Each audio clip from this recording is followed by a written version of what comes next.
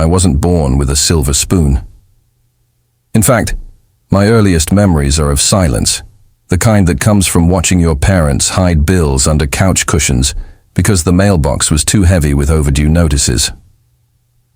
My name is Daniel Reeve, and before I became the man Forbes wrote about, I was just a kid in a crumbling Detroit neighborhood, selling lemons for 25 cents in front of a half-shut-down hardware store. Not lemonade, just lemons. We couldn't afford the sugar. The first lesson I learned: people don't buy what you're selling, they buy why you're selling it. An old man once asked, "Why lemons?" I looked him dead in the eyes and said, "Because I have nothing else, but I still want to earn it." He bought 5. That was my first transaction. No pitch, just truth. Life between shadows. I never went to an Ivy League school. My education was my environment: loud streets, broken windows, and a mother who could turn food stamps into miracles. I worked at a bakery at 13, swept gym floors at 15, and slept in my cousin's garage during college. During those years, I read everything I could get my hands on: Carnegie, Mandela, Jobs, even obscure Soviet-era economic reports. I wanted to know what made people move, what made people trust, what made an idea impossible to ignore. Still, even armed with knowledge, failure became my best friend. The startup that ate my soul at 24, I launched my first tech startup, NextTrail, a platform that tracked delivery logistics in real time. I poured everything into it. And then, it flopped. Not because the idea was bad, but because I trusted the wrong people, moved too fast, and burned cash like bonfire wood. I lost $47,000. That was all I had. Every dime from side gigs, scholarships, loans, and desperate favors. I slept in my car for 6 weeks, parked behind a 24-hour diner. That diner became my office, my strategy room, and sometimes my therapy chair. But what most people don't understand is, when you lose everything, you're free. Free to think without the weight of pretending. Free to start again with no illusions. And that's what I did. Rebirth. Building from ashes at 26, I pivoted. I stopped looking for what I could invent and started looking at what was broken. I noticed something strange in mid-sized American companies. Their back-end systems were 20 years outdated. Payroll, logistics, HR, everything. No integration. Just duct-taped software and desperate IT departments. So I founded CoreSync. Not glamorous, not revolutionary, but necessary. We offered invisible infrastructure. Think of it as oxygen for outdated businesses. Our first year, we landed 1 client. That's it. But we treated them like royalty. I personally responded to every support ticket at 3 a.m. I traveled 4 states just to replace a malfunctioning server by hand. And they told 2 more clients. Then 5. In 3 years, we had 118 corporate clients, a team of 14, and $8.2 million in revenue. I still lived in a 1-bedroom apartment and drove a used Hyundai. Why? Because I remembered the silence of that lemon stand. Money wasn't the goal. Freedom was. Enter the cleaning lady. It was a Monday morning. I had just flown back from San Francisco after pitching to a private equity firm. They offered $89 million for a controlling share of CoreSync. I was exhausted, drained, blinded by spreadsheets, valuations, future projections. I sat at the head of our new glass-walled office in Manhattan, a contract in front of me, pen uncapped. The world told me I had won. And then she spoke. A woman in a pale green cleaning uniform, white gloves, gently dusting the corner of the boardroom table. Her voice was soft, but it pierced through the room like lightning. "Don't sign that," she said. I froze. I turned. She looked nervous but steady. "Why?" I asked. She looked at me with the kind of eyes that had seen too much. "I've cleaned this floor for 5 years. I've seen men richer than you walk in with pens, walk out with nothing. You have something they don't. You look people in the eye. Don't lose that." She didn't say another word. Just went back to her work. Cliffhanger, I stared at the paper. I thought about the car I slept in, the mistakes I made, and what I built not for profit, but for purpose. And in that moment, I realized something terrifying. I was about to sign away my voice, so I stood up, and I called off the deal. I didn't know it then, but that one decision would take me from millionaire to billionaire. And that cleaning lady? She would become much more than just a moment in my story. I left the boardroom that day with more than just an unsigned contract. I left with a question that echoed louder than any investor pitch ever had. What's the price of your soul? People talk a lot about billionaires, about wealth, power, jets, islands, but they rarely talk about the invisible line you cross when you trade vision for valuation. I had almost signed that line. Almost. And I wouldn't have known what I lost, if not for the cleaning lady who saw through me. At the storm, after the silence, calling off the deal wasn't a graceful exit. The investors were furious. One of them shouted, "You'll regret this. No one turns down money this big." But I didn't flinch. I'd done worse. Scraped gum off tables, worked graveyard shifts, answered phones for arrogant clients who never remembered my name. I could survive. Discomfort. But regret? That's poison. The team was shaken. Some wanted the deal, badly. A few even resigned, thinking I was throwing away the golden ticket. I didn't blame them, but the core, the real ones, stayed. We sat down that night in the office lounge, pizza boxes on our laps, and I told them the truth. I'm not building this company to be sold. I'm building it to fix things that no one notices until they break. They didn't cheer. They didn't clap. They just nodded. That was enough. The mindset shift. Scaling with soul. The rejection of that deal didn't set us back. It woke us up. We doubled down on product. Not just functionality. We focused on invisibility. Our software didn't need dashboards or user guides. It just worked, quietly, flawlessly. We added predictive analytics to help clients see problems before they happened. We integrated AI long before it was trendy. We cut down their internal costs by 36% in the first quarter alone. But more than that, we earned something most companies never even dream of: trust. One of our early clients, a manufacturing firm in Ohio, referred us to a government agency. That opened doors to defense contracts, then international logistics, then major telecom. The explosion begins in less than 18 months after turning down that deal. Our revenue didn't just grow, it detonated. We crossed 100 meters and then 200 meters. I still lived in the same apartment. Still drove the Hyundai. Not because I couldn't afford more, but because I wasn't done earning it. I wasn't building a company anymore. I was building a standard. The global leap we opened offices in Berlin, Singapore, and Johannesburg. Each one run by a leader who didn't come from polished backgrounds, but from purpose. Every interview started with one question: what breaks your heart in business? If their answer was profit-related, we moved on. If it was human, they were hired. We weren't just hiring skill. We were building culture. A promise. Kept 2 years after I turned down the deal, I was speaking at a private tech summit in New York. 400 executives in tailored suits, hanging on every word I spoke. After the talk, a man approached me and asked, "Who mentored you?" I smiled. "A cleaning lady," I said. That night I found her. Her name was Isabel Munoz. She had no idea who I was. Didn't recognize me at first. She remembered the moment, though. "You looked like someone who needed to hear the truth," she said. I offered her a job, not out of charity, but vision. She became our head of workplace integrity, a position we made just for her. She created a program where every single employee, regardless of role, had direct access to the leadership team. No filters, no titles. Just truth. It changed our company forever. Billion-dollar temptation return success invites sharks.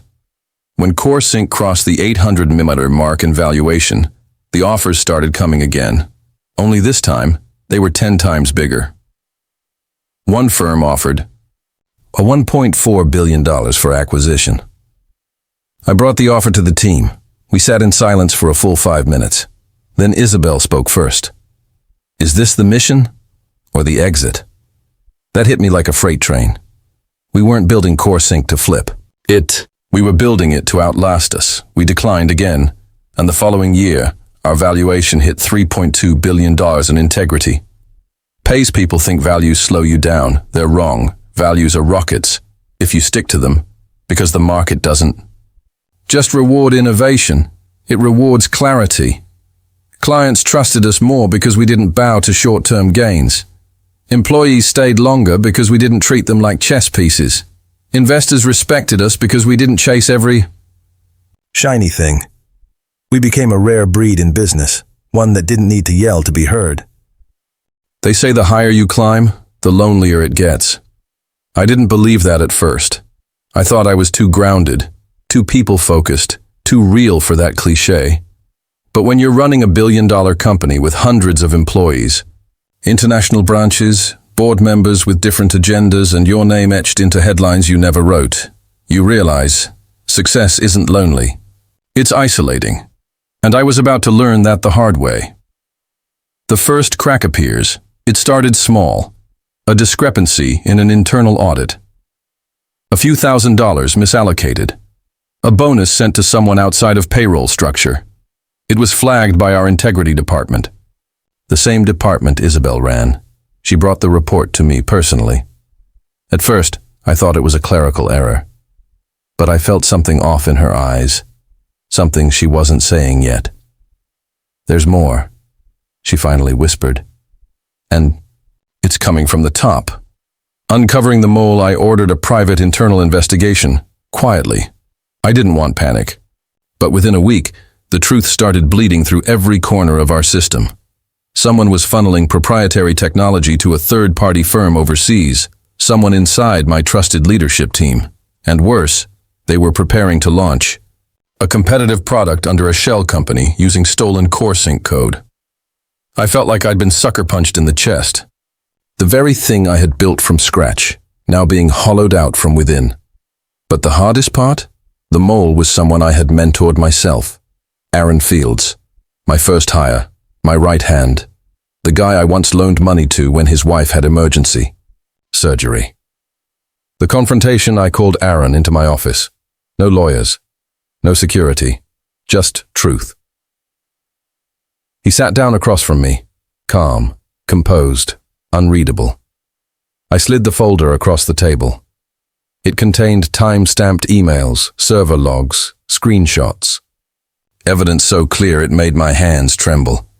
He didn't deny it. You were never going to make me partner, he said coldly. I built this company too. I deserve more. That stung more than the betrayal, because in his eyes, I saw what he believed, that we were just players in a game and I had all the chips. But that's never how I ran CoreSync. I gave him a chance to explain.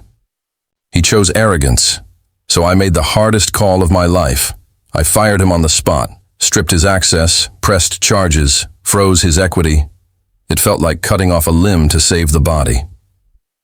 The fallout news of the scandal leaked. The media jumped in like wolves.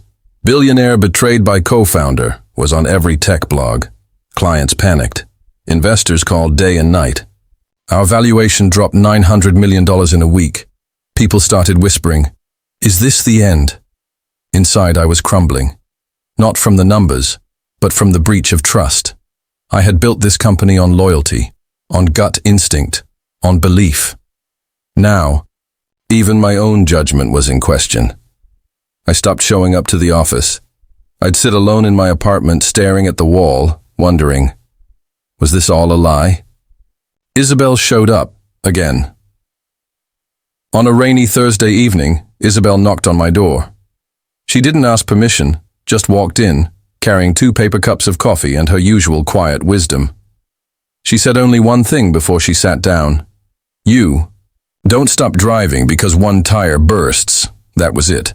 No corporate advice, no legal opinion. Just a reminder, I hadn't built CoreSync on perfect people. I'd built it on purpose, and purpose doesn't dissolve in betrayal. The rebuild. Begins the next morning. I walked into the office. No fanfare, no speeches, just work. I called an all-hands meeting. Over 300 employees showed up in person. Hundreds more joined online. I stood in front of them and said, "We were never just building a company. We were building trust. One person failed that. But we're still here, and we're not done yet." There were no cheers, just silence. The kind of silence that means people are listening. And then, applause. The kind that grows from the soul, not from a script. We doubled down on transparency. We opened the books. We created an employee ownership structure. We made our product open source in some areas to show we had nothing to hide. Clients returned. Investors respected the response. Within 11 months, we hit a record high in revenue. What I learned from the fire that chapter taught me lessons I never wanted to learn. Loyalty without boundaries breeds entitlement. Transparency isn't a feature, it's armor. When you build something bigger than yourself, betrayal doesn't kill it. It refines it.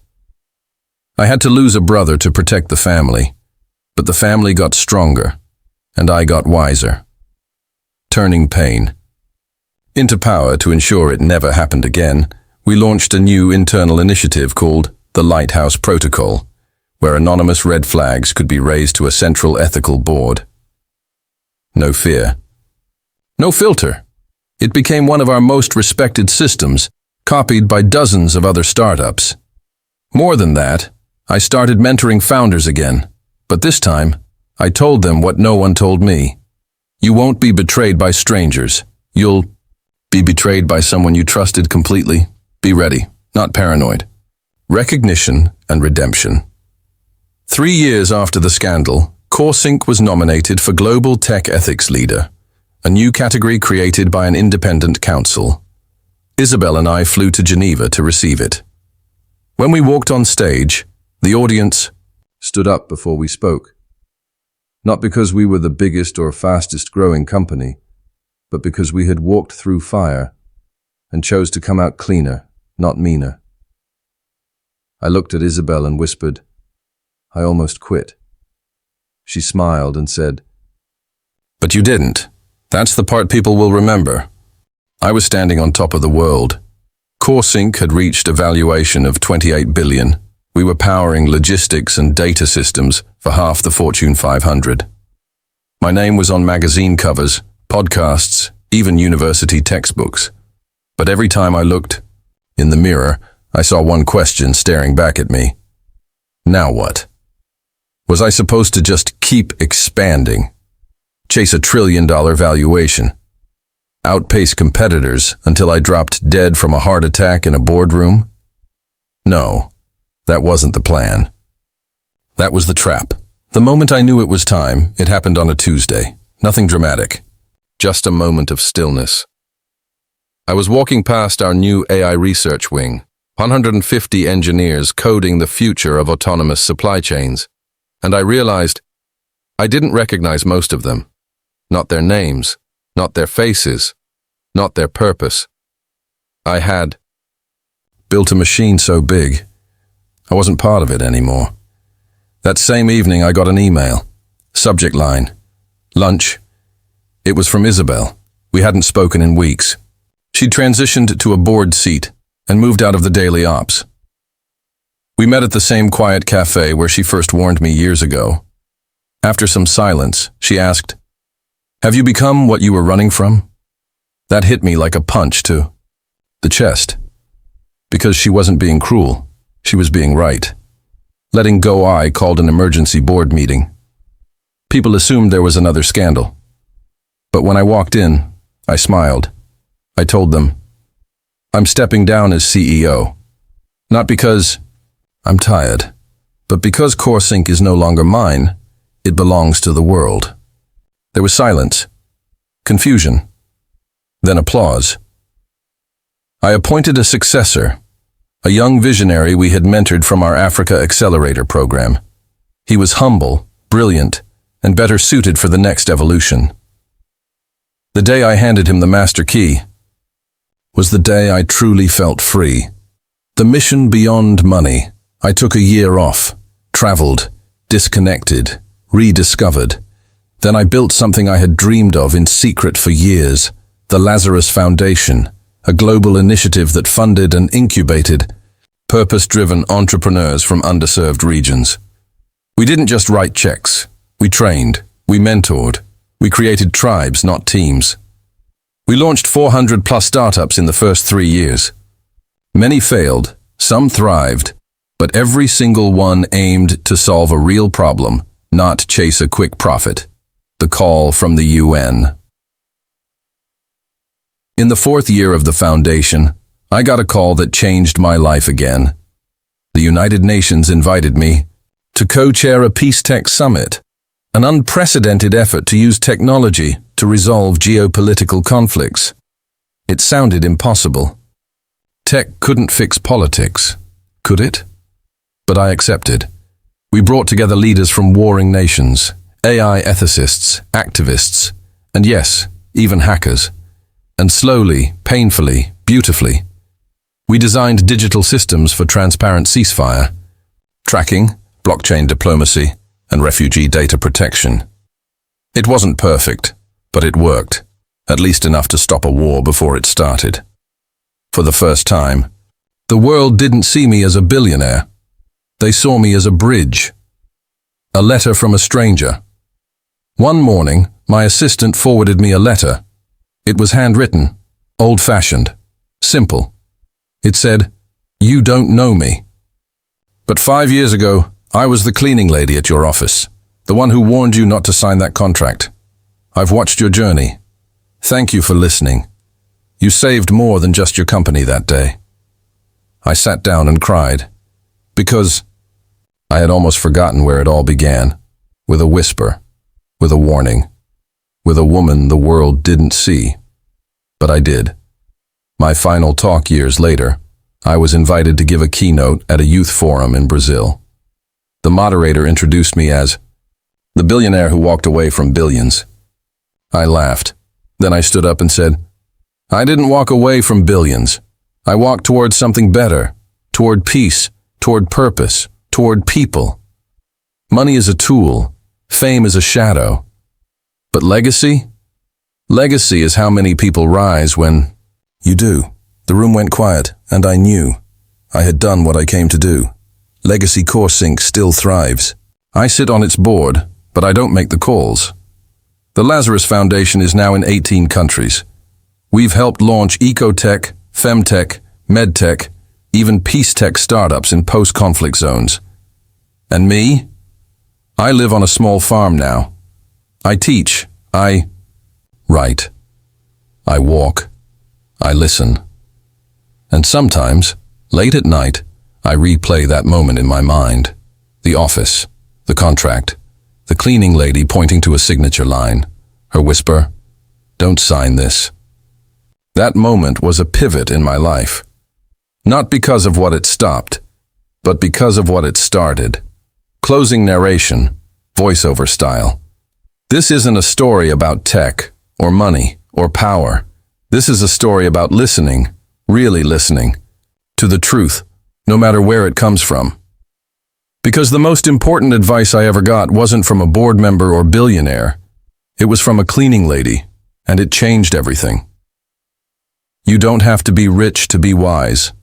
You don't have to be famous to matter. You just have to care, to speak, to dare. And if you're lucky, someone will listen.